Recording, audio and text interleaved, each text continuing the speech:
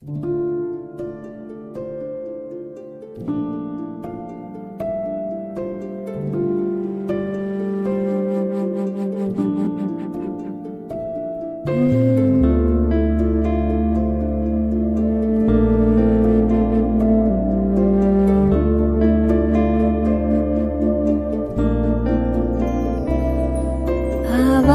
से परे मधुर साज से भरे अंदाज में बुलाए बाबा पुकार के बच्चिया।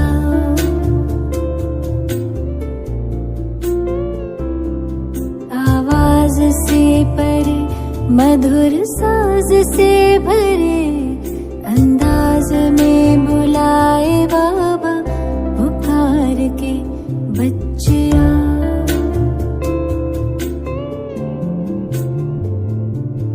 सितारों से दूर सितारों का जहां रहता परम सितारा बेहद सुकून वहां।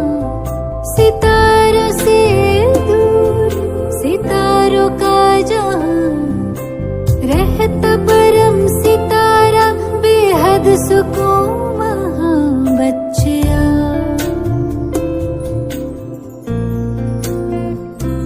बच्चिया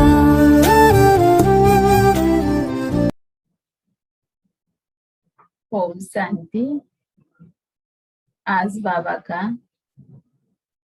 11/4/2021 का मधुर महावाक्यों अव्यक्त बाप दादा रिवाइज 10/12/87।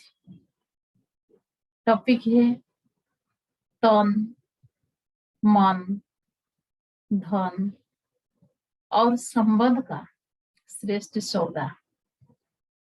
तन मन धन और संबंध का श्रेष्ठ सौदा। आज सर्व खजानों के सागर रत्नागर बाप अपने बच्चों को देख मुस्कुरा रहे हैं कि सर्व खजानों के रत्नागर बाप के सौदागर बच्चे अर्थात सौदा करने वाले कौन है और किससे सौदा किया है? परमात्मा सौदा देने वाले और परमात्मा से सौदा करने वाली सुरतियां कितनी भोली है और सौदा कितना बड़ा किया है। ये इतना बड़ा सौदा करने वाले सौदागर आत्माएं हैं। ये दुनिया वालों की समझ में नहीं आ सकता। दुनिया वाले जिन आत्माओं को नाउम्मीद अति गरीब समझ असंभव समझ किनारे कर दिया कि यह कन्याएं माताएं परमात्मा प्राप्ति की क्या अधिकारी बनेंगी। लेकिन बाप ने पहले माताओं कन्याओं को ही इतना बड़े से बड़ा सौदा करने वाली श्रेष्ठ आसामी बना दिया। ज्ञान का कलश पहले माताओं कन्याओं के ऊपर रखा। यज्ञ माता जगदम्बा निमित्त गरीब कन्या को बनाया। माताओं के पास फिर भी अपनी कुछ ना कुछ छिपी हुई प्रॉपर्टी रहती है। लेकिन कन्या माताओं से भी गरीब होती तो बाप ने गरीब से गरीब को पहले सौदागर बनाया और सौदा कितना बड़ा किया। जो गरीब कुमारी से जगत अम्बा से धन देवी लक्ष्मी बना दिया। जो आज दिन तक भी बल्कि कितने भी मल्टी मिलियनियर या करोड़पति हो लेकिन लक्ष्मी से धन जरूर मांगेंगे, पूजा जरूर करेंगे। रत्नागर बाप अपने सौदागर बच्चों को देख हर्षित हो रहे हैं। एक जन्म का सौदा करने से अनेक जन्म सदा माला माल भरपूर हो जाती है। और नियमित सौदा करने वाला भले कितना भी बड़ा बिजनेसमैन हो, लेकिन वो सिर्फ धन का सौदा, वस्तु का सौदा करेंगे। एक ही बेहद का बाप है जो धन का भी सौदा करते, मन का भी सौदा करते, तन का भी, और सदा श्रेष्ठ संबंध का भी सौदा करते। ऐसा दाता कोई देखा? चारों ही प्रकार के सौदे किए है ना। तन द्वारा तंदुरुस्त रहेगा, तन सदा तंदुरुस्त रहेगा, मन सदा खुश, धन के भंडार भरपूर, और संबंध में निस्वार्थ स्नेह। और गारंटी है, आजकल भी जो मूल्यवान वस्तु होती है उसकी गारंटी देते हैं। 5 वर्ष 10 वर्ष की गारंटी देंगे, और क्या करेंगे? लेकिन रत्नाकर बाप कितने समय की गारंटी देते हैं? अनेक जन्मों की गारंटी देते हैं। चारों में एक की भी कमी नहीं हो सकती। चाहे प्रजा की प्रजा भी बने, लेकिन उनको भी लास्ट जन्म तक अर्थात त्रेता के अंत तक भी यह चारों ही बातें प्राप्त होगी। ऐसा सौदा कब किया? अब तक किया है ना सौदा? पक्का सौदा किया है या कच्चा? परमात्मा से कितना सस्ता सौदा किया है? क्या दिया? कोई काम की चीज दी? फरेनोस बाप दादा के पास सदैव दिल बनाकर भेज देते हैं। पत्र भी दिल के चित्र के अंदर लिखेंगे, गिफ्ट भी दिल की भेजेंगे। तो दिल दिया ना, लेकिन कौन सा दिल दी? एक दिल के कितने टुकड़े हुए पड़े थे। माँ, बाप, चाचा, मामा, कितनी लंबी लिस्ट है। अगर संबंध की लिस्ट निकालो कलीग में तो कितनी लंबी लिस्ट होगी। एक संबंध में दिल दे दिया, दूसरा वस्तुओं में भी दिल दे दी, तो दिल लगाने वाली वस्तुएं कितने हैं, व्यक्ति कितने हैं? सब में दिल लगा के दिल ही टुकड़ा टुकड़ा कर दी। बाप ने अनेक टुकड़े वाली दिल को एक तरफ जोड़ लिया, तो दिया क्या और लिया क्या? और सौदा करने की विधि कितनी सहज है। सेकंड का सौदा है ना। बाबा शब्द ही विधि है, एक शब्द की विधि है। इसमें कितना समय लगता? सिर्फ दिल से कहा बाबा, तो सेकंड में सौदा हो गया। कितनी सहज विधि है, कितना सस्ता सौदा। शिवाय इस संगम युग के और किसी भी युग में नहीं कर सकते। तो सौदागरों की सूरत मूरत देख रहे थे। दुनिया के अंतर में कितने भोले भाले हैं, लेकिन कमाल तो इन भोले भालों ने किया है। सौदा करने में तो होशियार निकले ना। आज के बड़े बड़े नामी ग्रामी धनवान धन कमाने के बजाय धन को संभालने की उलझन में पड़े हुए हैं। उसी उलझन में बाप को पहचानने की भी फुर्सत नहीं है। अपने को बचाने में, धन को बचाने में ही समय चला जाता है। अगर बादशाह भी है तो फिकर वाले बादशाह है, क्योंकि फिर भी काला धन है ना, इसीलिए फिकर वाले बादशाह है। और आप बाहर से बिन कौड़ी हो, लेकिन बेफिकर बादशाह हो, बेगर होते भी बादशाह। शुरू शुरू में साइन क्या करते थे? बेगर टू प्रिंस, अभी भी बादशाह और भविष्य में भी बादशाह है। आजकल के जो नंबर 1 धनवान आसामी है, उनके सामने आपके त्रेता अंत वाली प्रजा भी ज्यादा धनवान होगी।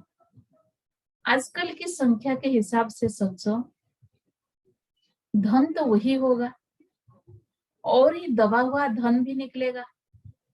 तो कितनी बड़ी संख्या है। तो जितनी बड़ी संख्या है उसी प्रमाण धन बांटा हुआ है, और वहां संख्या कितनी होगी उसी हिसाब से देखो तो कितना धन होगा। प्रजा कभी अप्राप्त कोई वस्तु नहीं। तो बादशाह हुए ना। बादशाह का अर्थ यह नहीं कि तख्त पर बैठे, बादशाह अर्थात भरपूर, कोई अप्राप्त नहीं, कमी नहीं। तो ऐसा सौदा कर लिया है या कर रहे हो, वह अभी सोच रहे हो। कभी कोई बड़ी चीज सस्ती और सहज मिल जाती है तो भी उलझन में पड़ जाते कि पता नहीं ठीक है हुआ नहीं। ऐसी उलझन में तो नहीं होना, क्योंकि भक्ति मार्ग वालों ने सहज को इतना मुश्किल कर और चक्र में डाल दिया है, जो आज भी बाप को उसी रूप में ढूंढते रहते हैं। छोटी बात को बड़ी बात बना दी है, इसीलिए उलझन में पड़ जाते हैं। ऊंचे से ऊंचा भगवान, उनसे मिलने की विधियां भी लंबी चौड़ी बता दी। उसी चक्र में भक्त आत्माएं सोच में ही पड़ी हुई है। भगवान भक्ति का फल देने भी आ गए हैं, लेकिन भक्त आत्माएं उलझन के कारण पत्ते पत्ते को पानी देने में ही बिजी है। कितना भी आप संदेश देते हो तो क्या कहते हैं, इतना ऊंचा भगवान ऐसे सहज आए हो ही नहीं सकता। इसीलिए बाप मुस्कुरा रहे थे कि आजकल के चाहे भक्ति के नामीग्रामी, चाहे धन के नामीग्रामी, चाहे किसी भी ऑक्यूपेशन के नामीग्रामी अपने ही कार्य में बिजी है। लेकिन आप साधारण आत्माओं ने बाप से सौदा कर लिया। पांडवों ने पक्का सौदा कर लिया ना। डबल फॉरेनर सौदा करने में होशियार है। सौदा तो सबने किया, लेकिन सब बात में नंबरवार होते हैं। बाप ने तो सभी को एक जैसे सर्व खजाने दिए, क्योंकि अखुट सागर है। बाप को देने में नंबरवार देने की आवश्यकता ही नहीं है। जैसे आजकल की विनाशकारी आत्माएं कहती है कि विनाश की इतनी सामग्री तैयार की है, जो ऐसी कोई दुनियाएं विनाश हो सकती है। कोई दुनियाएं विनाश हो सकती है। बाप भी कहते, बाप के पास भी इतना खजाना है, जो सारे विश्व की आत्माएं आप जैसे समझदार बन सौदा कर ले तो भी अखूट है। जितनी आप ब्राह्मणों की संख्या है, उससे और पदम गुणा भी आ जाए तो भी ले सकते हैं। इतना अथाह खजाना है, लेकिन लेने वालों में नंबर हो जाते हैं। खुले दिल से सौदा करने वाले हिम्मतवान थोड़े निकलते हैं। इसीलिए 2 प्रकार की माला पूजी जाती है, कहाँ अष्टरत्न और कहाँ 16,000 का लास्ट। कितना अंतर हो गया। सौदा करने में तो एक जैसा ही है। लास्ट नंबर भी कहता बाबा और फर्स्ट नंबर भी कहता बाबा, शब्द में अंतर नहीं है। सौदा करने की विधि एक जैसी है और देने वाला दाता भी एक जैसा देता है। ज्ञान का खजाना व शक्तियों का खजाना जो भी संगम युगी खजाने जानते हो, सबके पास एक जैसा ही है। इसको सर्वशक्तियां दी, किसको एक शक्ति दी, वह किसको एक गुण, वह किसको सर्वगुण दिया। ये अंतर नहीं, सभी का टाइटल एक ही है। आदि मध्यम अंत के ज्ञान को जानने वाले त्रिकादर्शी मास्टर सर्वशक्तिवान है। ऐसे नहीं कि कोई सर्वशक्तिवान है, कोई सिर्फ शक्तिवान है। नहीं, सभी को सर्वगुण संपन्न बनने वाली देव आत्मा कहते हैं, गुण मूर्ति कहते हैं। खजाना सभी के पास है।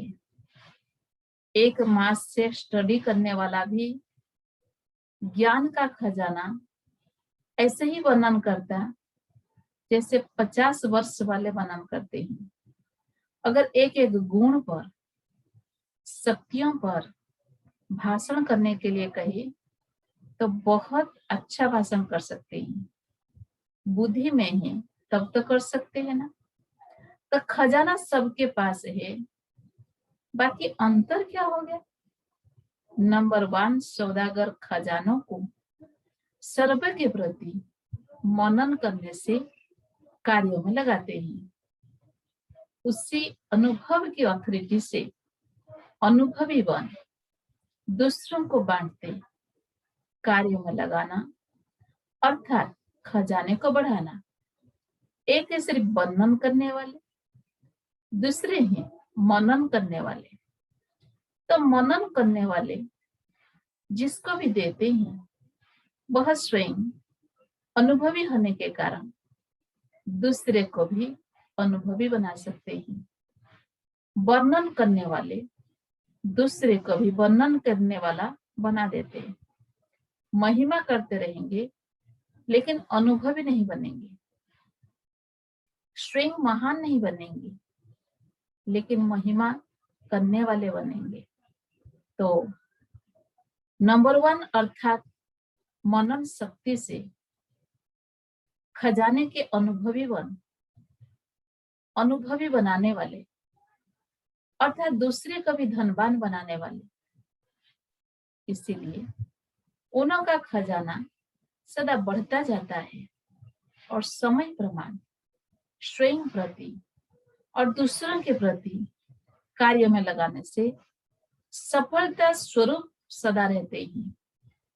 सिर्फ वर्णन करने वाले दूसरे को भी धनवान नहीं बना सकेंगे और अपने प्रति भी समय प्रमाण जो शक्ति, जो गुण, जो ज्ञान की बातें यूज करनी चाहिए वह समय पर नहीं कर सकेंगे। इसीलिए खजाने के भरपूर स्वरूप का सुख और दातावन देने का अनुभव नहीं कर सकते। धन होते भी धन से सुख नहीं ला सकते। शक्ति होते भी समय पर शक्ति द्वारा सफलता पा नहीं सकते। गुण होते भी समय प्रमाण उस गुण को यूज नहीं कर सकते, सिर्फ वर्णन कर सकते हैं। धन सबके पास है लेकिन धन का सुख समय पर यूज करने से अनुभव होता। जैसे आजकल के समय में भी कई विनाशी धनवान के पास भी धन बैंक में होगा, अलमारी में होगा या तकिया के नीचे होगा, ना खुद कार्य में लाएगा ना औरों को लगाने देगा, ना स्वयं लाभ लेगा ना दूसरों को लाभ देगा। तो धन होते भी सुख तो नहीं लिया ना, तकिए के नीचे ही रह जाएगा, खुद चला जाएगा। तो यह वर्णन करना अर्थात यूज ना करना, सारा गरीब दिखाई देंगे। यह धन भी अगर स्वयं प्रति व दूसरे प्रति समय प्रमाण यूज नहीं करते, सिर्फ बुद्धि में रखा है, तो ना स्वयं अविनाशी धन के नशे में खुशी में रहते, ना दूसरों को दे सकते। सदा ही क्या करें, कैसे करें, इस विधि से चलते रहेंगे।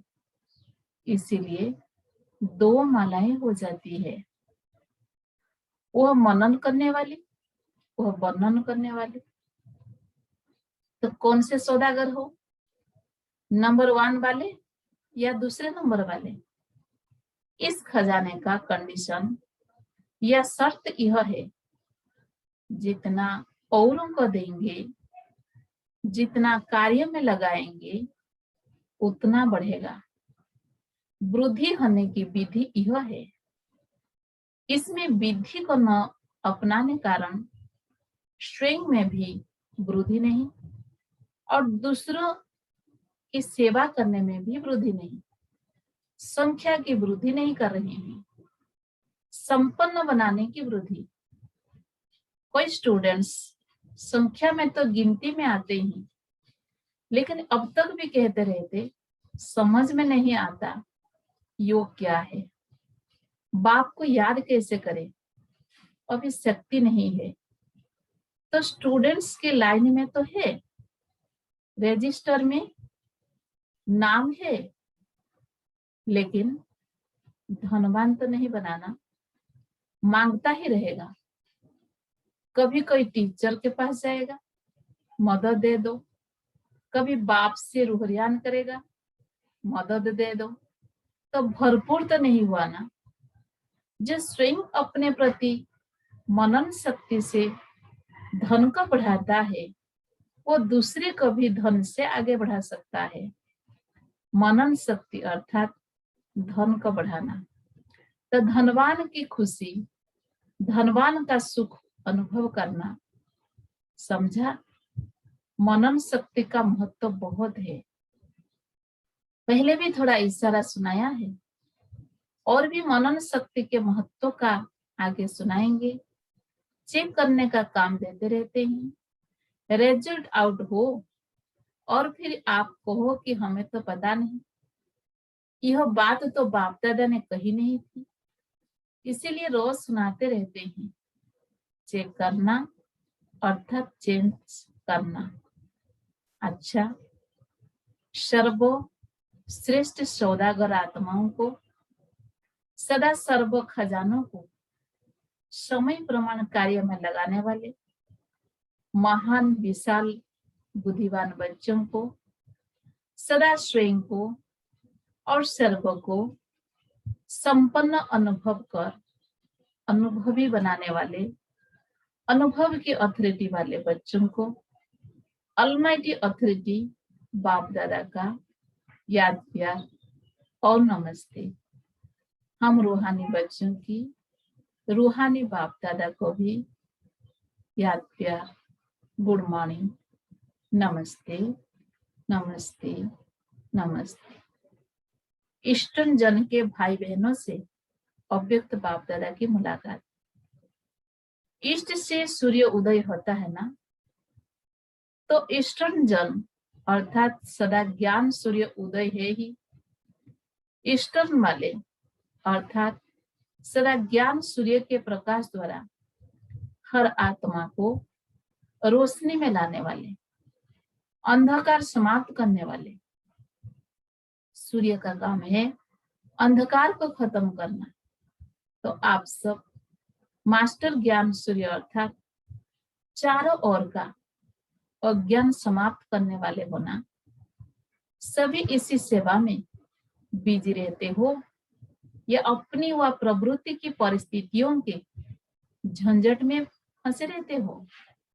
सूर्य का काम है रोशनी देने के कार्य में बिजी रहना, चाहे प्रवृत्ति में, चाहे कोई भी व्यवहार में हो, चाहे कोई भी परिस्थिति सामने आए, लेकिन सूर्य रोशनी देने के कार्य के बिना रह नहीं सकता। तो ऐसे मास्टर ज्ञान सूर्य हो या कभी उलझन में आ जाते हो, पहला कर्तव्य है ज्ञान की रोशनी देना। जब यह स्मृति में रहता है कि परमार्थ द्वारा व्यवहार और परिवार दोनों को श्रेष्ठ बनाना है, तब यह सेवा स्वतः होती है। जहां परमार्थ है वहां व्यवहार सिद्ध व सहज हो जाता है और परमार्थ की भावना से परिवार में भी सच्चा प्यार, एकता स्वतः ही आ जाती है। तो परिवार भी श्रेष्ठ और व्यवहार भी श्रेष्ठ। परमार्थ व्यवहार से किनारा नहीं कराता और ही परमार्थ कार्यों में बिजी रहने से परिवार और व्यवहार में सहारा मिल जाता है। तो परमार्थ में सदा आगे बढ़ते चलो। नेपाल वालों की निशानी में भी सूर्य दिखाते हैं ना, वैसे राजाओं में सूर्यवंशी राजा ही प्रसिद्ध है, श्रेष्ठ माने जाते हैं। तो आप भी मास्टर ज्ञान सूर्य, सबको रोशनी देने वाले हो। अच्छा वरदान, संगम युग पर हर कर्म कला के रूप में करने वाले 16 कला संपन्न भव। संगम युग पर हर कर्म कला के रूप में करने वाले 16 कला संपन्न भव। संगम युग विशेष कर्म रूपी कला दिखाने का युग है। जिनका हर कर्म कला के रूप में होता है, उनके हर कर्मों का या गुणों का गायन होता है। 16 कला संपन्न अर्थात हर चलन संपूर्ण कला के रूप में दिखाई दे। यही संपूर्ण स्टेज की निशानी है। जैसे साकार के बोलने, चलने सभी में विशेषता देखी तो यह कला हुई। उठने बैठने की कला, देखने की कला, चलने की कला थी। सभी में न्यारापन और विशेषता थी। तो ऐसे फलक आधार कर 16 कला संपन्न बनो। स्लोगन, पावरफुल वह है जो फौरन परख कर फैसला कर दे। पावरफुल वह है जो फौरन परख कर फैसला कर दे। ओम शांति।